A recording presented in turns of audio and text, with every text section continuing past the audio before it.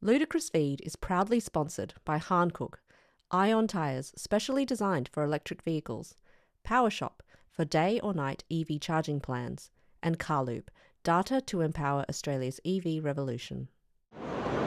Hey everyone, I'm Tom, this is Joy. Hello. Now, we weren't actually at the launch of the GAC Aion V in Australia, but we'll do one better for you. We're actually at the home of GAC here in Guangzhou at the 2025 Guangzhou Auto, and behind us is obviously the GAC stand, but more importantly, GAC Aion V, which is the one that's been launched in Australia. Let's go check it out. Alrighty, so Aion V, obviously this is left-hand drive, but... Yes.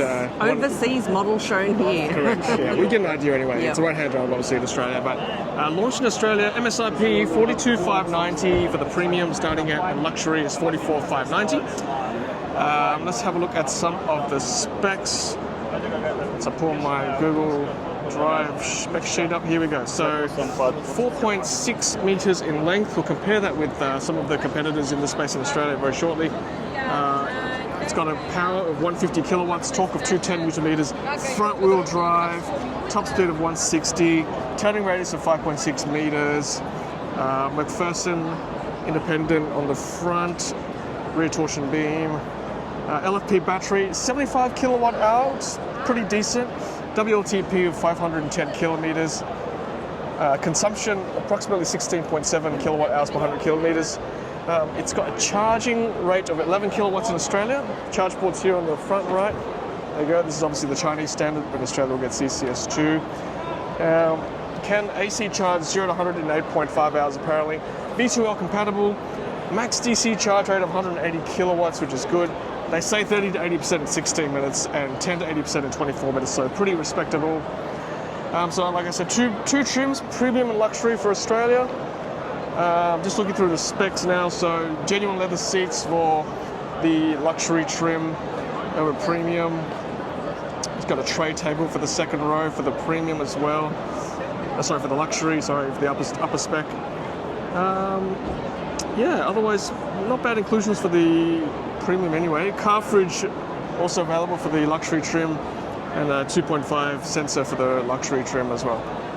Yeah, so there you go. Let's have a look at the back. What do you think of the shape here? So most of the EVs we're seeing now are sort of curvy, right? This has gone back to the traditional boxy look. Yeah, and that's why I stayed at this angle for so long. Because it's definitely, gone back to more angular, but not in the same way as kind of like the Kia EV series. Yeah. It's a different kind of angular. Feels more like a Land Rover, Range Rover. Rover, yep. They've even got roof rails to show you that. Yep. Racing stripes.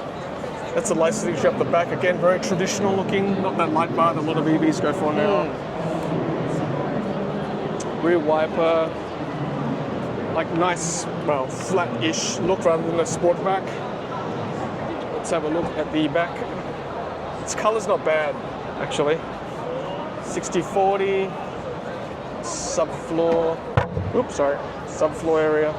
You see the back seats can fold back. One of the other patrons Quite is a showing lot, that. actually. Yeah, it's not that bad. looks more than 10 degrees. That looks almost like 15. Yeah. It's smiley face. Let's shut it.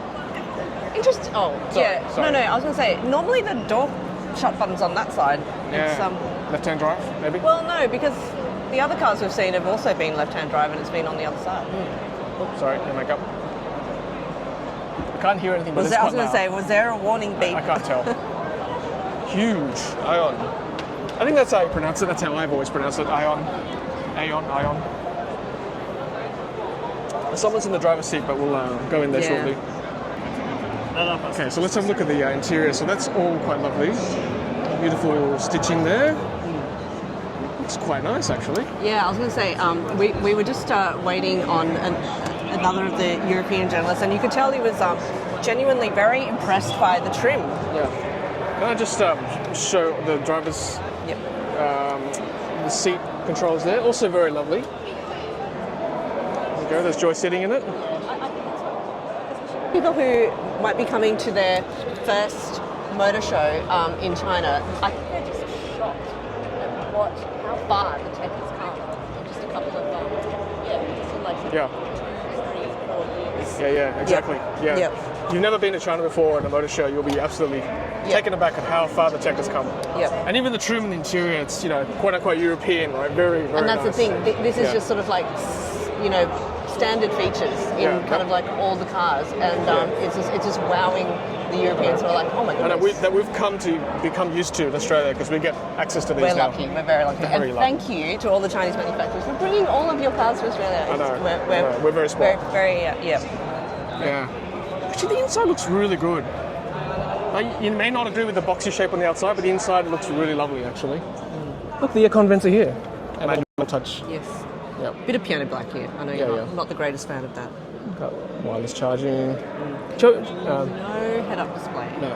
But sensible instrument cluster. Yeah. Not bad visualizations.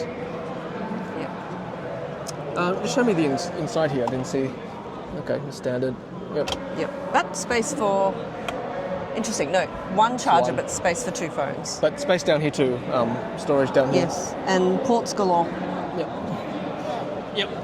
Let's check out the back real quick. It sounds pretty good. Let's have a look inside. Not tinted windows.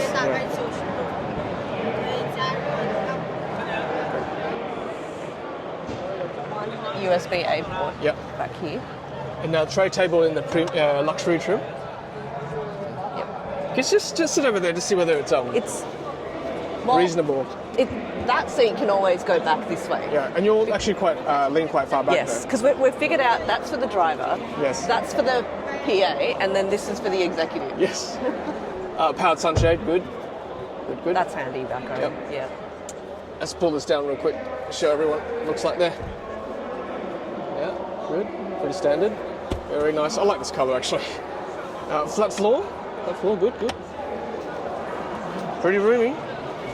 Again, a very traditional looking, kind of reminds me of the Subaru Forester even almost. Yep. Very boxy shape.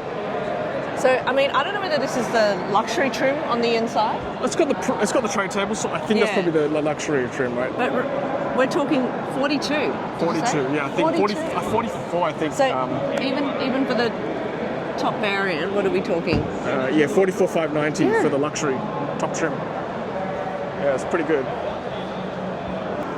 So just looking at my spreadsheet now, so the Aion V falls in that sort of small to, let's say mid-size crossover SUV in Australia. And I think in terms of size, 4.6 meters, it actually is going to compete with the Geely EX5, I would say. Slightly smaller than the likes of the Model Y, for example, and the IMs and the Zeekas, but similar size also to the Kia EV5. So I think they're the two of similar size, Kia EV5 and the Geely EX5. In terms of pricing, a bit more expensive than the Geely EX5, but cheaper than the others. Yeah, but I think basically all the manufacturers are redefining kind of like what you can get at a particular price point. And so the legacy brands really have to kind of take a notice of it because, this is what you can get for under $50,000. I know, exactly. Well under 50,000. Well under, correct. Yeah. Well under 45,000 actually. Yeah. And 75 kilowatt hours, so pretty decent battery. LFP, front wheel drive, that's okay for a family car if you go slow enough. 500 k's of range, so actually a pretty compelling argument for that price, so I can't argue too much. Yeah. And 8-year battery and vehicle warranty, so yeah.